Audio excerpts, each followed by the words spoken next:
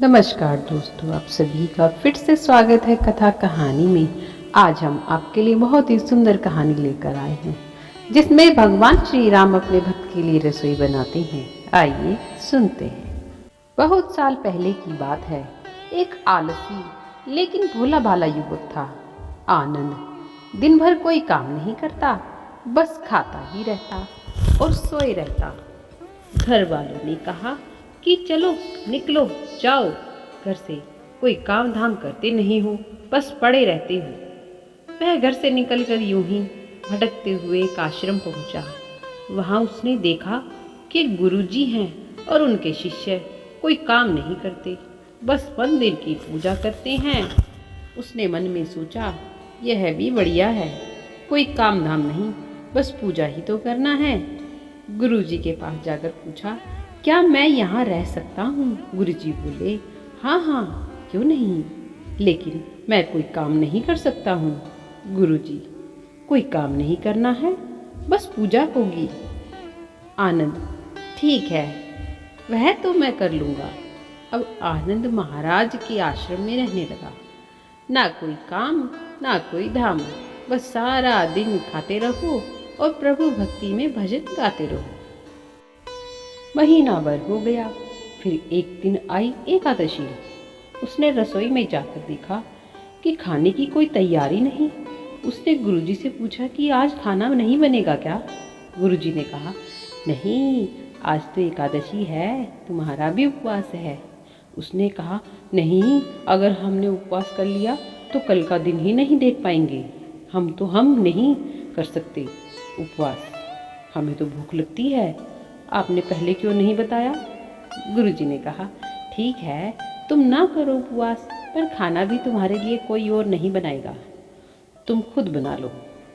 मरता क्या ना करता, गया रसोई में।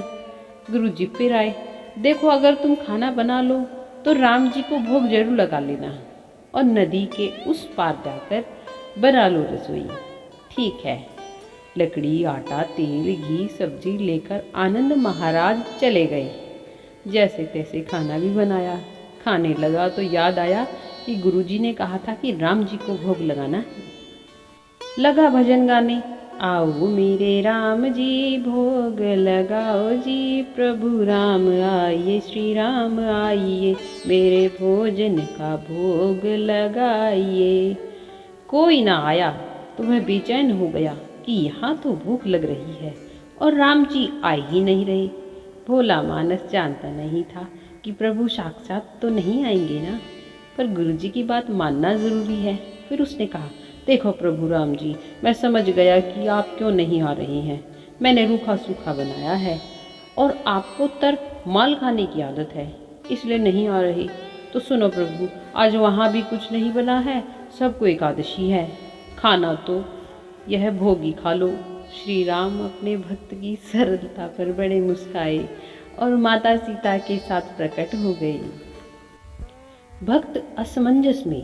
गुरुजी ने तो कहा था कि राम जी आएंगे, पर यहाँ तो माता सीता भी आई हैं और मैंने तो भोजन बस 2 लोगों का बनाया है। चलो कोई बात नहीं, आज इन्हें ही खिला देते हैं। बोला, प्रभु मैं भूखा रह गया, लेकिन मुझे आप दोनों को देखकर बड़ा अच्छा लग रहा है। लेकिन अगली एकादशी पर ऐसा ना करना, पहले बता देना कि कितने जन आ रहे हो, और हाँ, थोड़ा जल्दी आ जाना। राम जी उसकी बात पर बड़े मुदित हुए, प्रसाद ग्रहण करके चले गए। अगली एकादशी तक यह भोला मानस सब भूल गया। उसे लगा कि प्रभु ऐसे ही आते होंगे और प्रसाद ग्रहण करते होंगे। फिर एकादशी आई। गुरुजी ने कहा, मैं चला अपना खाना बनाने, पर गुरुजी थोड़ा ज़्यादा अनाज लगेगा, वहाँ 2 लोग आते हैं। गुरुजी मुस्कुराए, भूख के मारे बावला है, ठीक है ले जा और अनाज ले जा। अब की बार उसने 3 लोगों का खाना बनाया।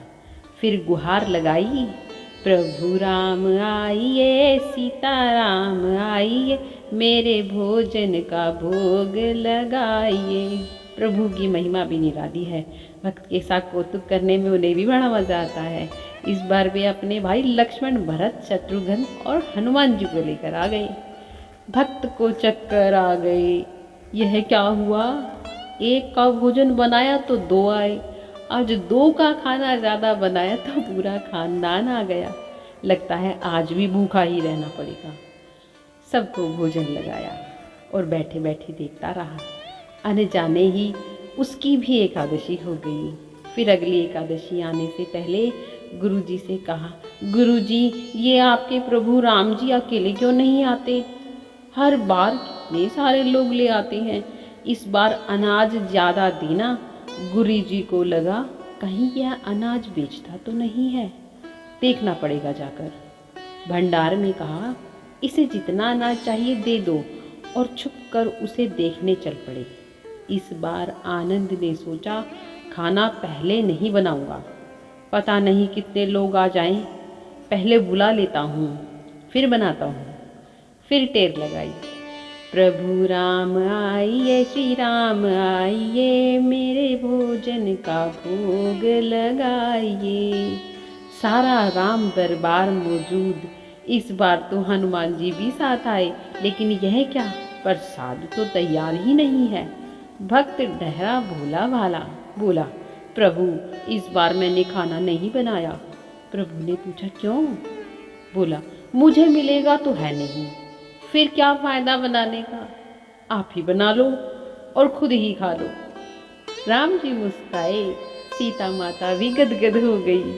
उसके मासूम जवाब से लक्ष्मण जी बोले, क्या करें प्रभु?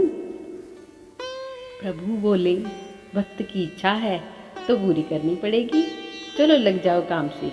लक्ष्मण जी ने लकड़ी उठाई, माता सीता आटा सानने लगी। भक्त एक तरफ बैठकर देखता रहा। माता सीता रसोई बना रही थी तो कई ऋषि मुनि व यक्ष गंधर्व प्रसाद लेने आने लगे। इधर गुरुजी ने देखा कि खाना तो बना नहीं, भक्त एक कोने में बैठा है। पूछा, बेटा क्या बात है, खाना क्यों नहीं बनाया? बोला, अच्छा किया गुरुजी आप आ गए, देखिए कितने लोग आते हैं। प्रभु के साथ गुरुजी बोले, मुझे तो कुछ नहीं दिख रहा तुम्हारे और अनाज के सिवा। भक्त ने माथा पकड़ लिया, एक तो इतनी मेहनत करवाते हैं प्रभु, भूखा भी रखते हैं और ऊपर से गुरुजी को दिख भी नहीं रहे, यह और बड़ी मुसीबत है। प्रभु ने कहा, आप गुरुजी को क्यों नहीं दिख रहे हैं? प्रभु बोले, मैं उन्हें नहीं दिख सकता। बोला, क्यों? वे तो बड़े पंडित हैं, ज्ञानी हैं, विद्वान हैं, उन्हें तो बहुत कुछ आता है, उनको क्यों नहीं दिखते आप? प्रभु बोले, माना कि उनको सब कुछ आता है, पर वे सरल नहीं हैं तुम्हारी तरह, इसलिए उनको नहीं दिख सकता। आनंद ने गुरुजी से कहा, गुरुजी प्रभु कह रहे हैं कि आप सरल नहीं हैं, इसलिए आपको नहीं दिखेंगे। गुरुजी रोने लगे और कहने लगे, वाकई मैंने सब कुछ पाया पर सरलता नहीं पा सका तुम्हारी तरह, और प्रभु तो मन की सरलता से ही मिलते हैं। तो यह थी आज की बहुत ही सुंदर कहानी। आशा है आप सभी को पसंद आई होगी। इसी तरह हम सभी को प्रभु के सामने सरलता से अपनी भक्ति करनी चाहिए। बोले जय सीताराम, जय सीताराम।